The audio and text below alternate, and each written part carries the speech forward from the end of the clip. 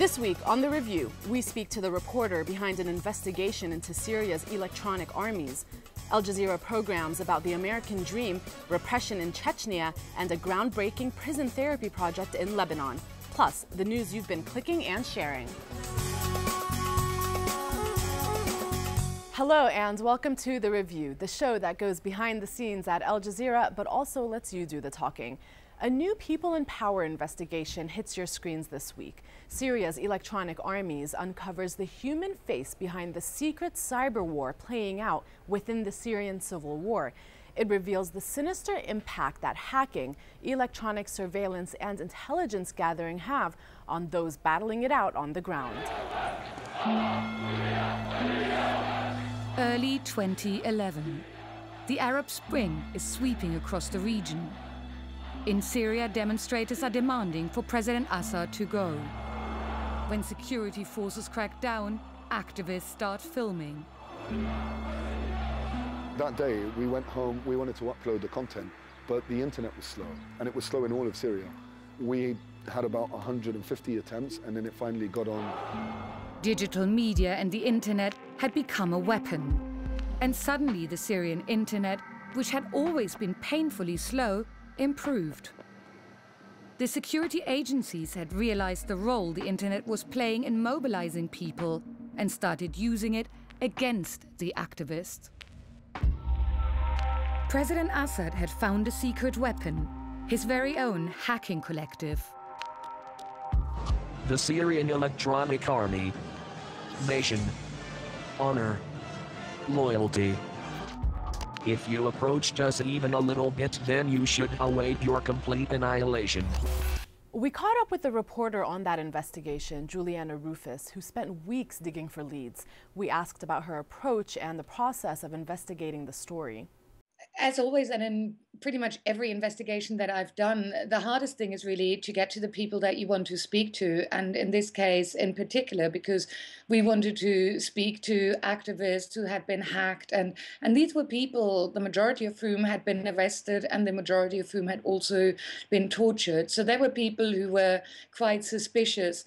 And we did what I very often do. You do go through personal introduction.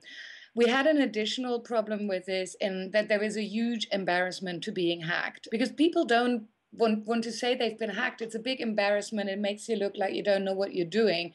Given the risk of exploring such a sensitive subject, we wanted to know what precautions Juliana took and what she remains mindful of as an investigative reporter.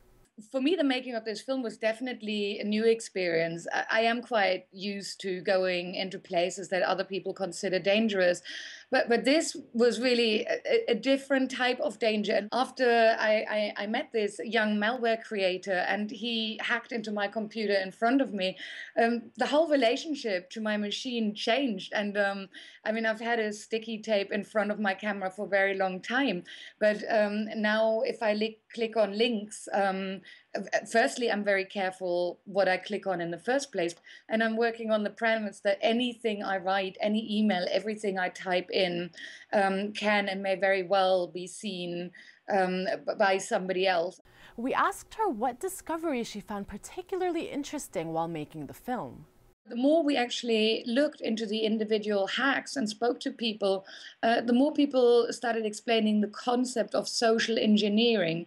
And what social engineering actually is, it is not just sending out malware and sending out something that infects your computer, but actually getting people to click on it. And that's really the trick. And that's where everything becomes quite old school. That's where you have to go back into an old spying mentality and say, right, what is it that I could send to a particular person to entice them to click on it? And what we found, for example, in the big battlefield hack in Kirbet Ghazale that we looked into is what the pro-Assad hackers did. They went on to Syrian opposition matchmaking sites and Facebook sites, and they assumed avatars of females, and the seemingly beautiful women started befriending probably quite lonely opposition male fighters who were on the battlefield, and they started flirting with them and sending them messages. So when these females started sending them a link and saying, oh, here's a photo of me. Of course, all the opposition fighters clicked on it. And the terrible thing that then happened is because they were shared computers, when one of them downloaded the malware, it infected the computer that was used probably by 20 plus people. And finally, we put the investigation's primary question to Juliana. How does she see the cyber war affecting the real ground war in Syria? From the reports that I had been reading, it really looked as if this was a cyber war that could really harm and kill. And I mean, I would say out of the 7 people that we interviewed, I think 6 had been tortured. And then as we pursued this whole subject further, what we found that actually information from opposition fighters had been hacked. And this is a sort of process that very, very likely is and has been also influencing battles on the ground. So it can change, hacking can change the outcome of a physical battle. Thanks, Juliana. Now, elsewhere, it was a week of great escapes, from floods and zoo animal breakouts in Georgia to Omar al-Bashir's dash out of South Africa. Our news stories of the week certainly had your attention.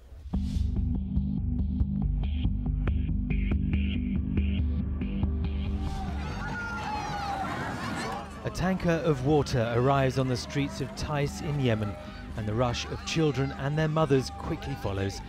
Most government services have been cut here because of the fighting around the city. Schools are shut, power is down, and supplies are running desperately low. A hippopotamus wanders the roads of Georgia's capital, Tbilisi, freed from captivity by a deadly storm. Elsewhere, a brown bear takes refuge on an air conditioning unit, while a big cat lurks around the doorway of a building. Heavy rainfall late on Saturday sent flash floods surging through Tbilisi. Dozens of properties have also been destroyed, leaving many families homeless.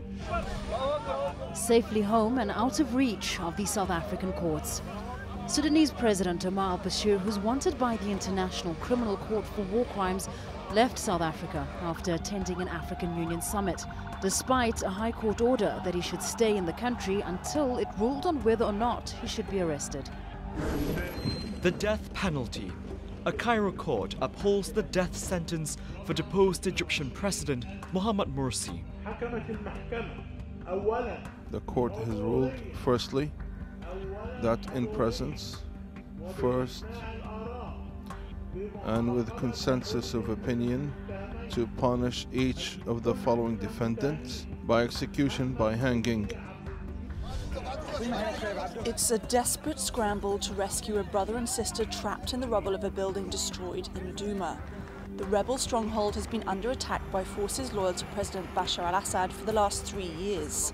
His palace in Damascus is only 12 kilometers away.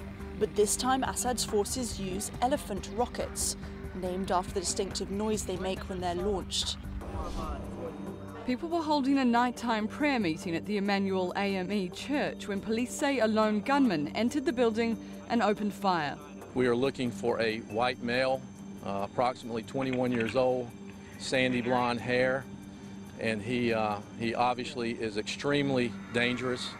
It's a historic black church in downtown Charleston, and police, the mayor and church elders were in no doubt about the motive behind the attack. I do believe this was a hate crime.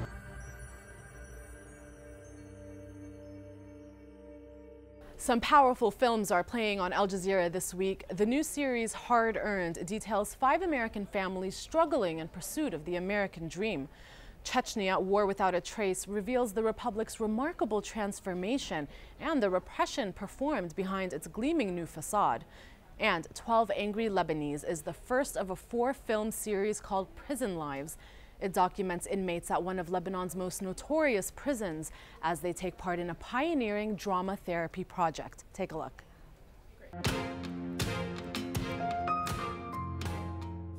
Companies have had to lay off thousands of workers. People can't afford to keep up with the costs of housing and food. 5 families work low-wage jobs in 21st century America. At work and at home, they look for the strength to keep going. You don't retire. My family's looking at me. It's still like there's no way out. Medical bills, student loan, daycare, credit cards. Can these Americans, young and old, afford to dream when it's hard enough just to survive?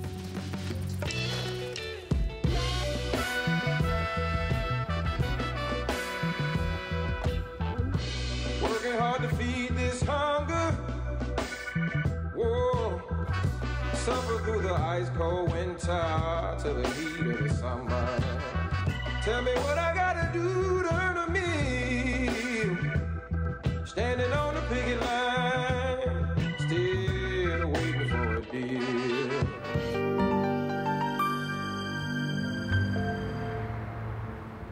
No trace. 20 years after the beginning of the war, the towers of Grozny have erased everything. Now, Vladimir Putin is on all the walls. He who orchestrated the Second War, he who came to power by crushing the rebellion of the Chechen people, is now celebrated everywhere.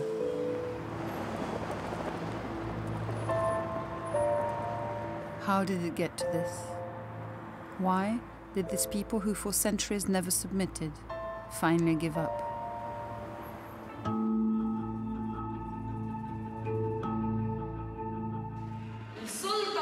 أول ما سمعت في عمل مسرحي هون بالحبس سمعت من الشباب طبعا المساجين الموجودين هون ففتنا بدنا نشوف شو الجو المسرحي وهيك يعني مش انه واخذيها جديه القصه. رحت عادي بس كنت يعني واخذ العمليه يعني ان هي كذبه مثل كل العالم اللي بتيجي بتكذب علينا ويوم مره واثنين وبتفل وما بنشوف.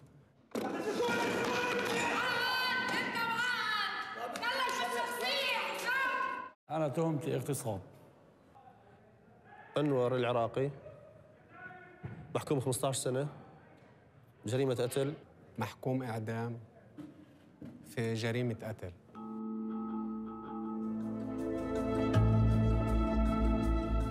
Be sure to watch out for those stories. We're always interested in what you have to say about Al Jazeera's news coverage, programs, interactives, and the articles on our website. So please tweet to us, write to us on Facebook, or send in a video comment on our webpage. The more you keep clicking and sharing your thoughts with us, the greater the chance that next week maybe you could be on the review. Until then, goodbye.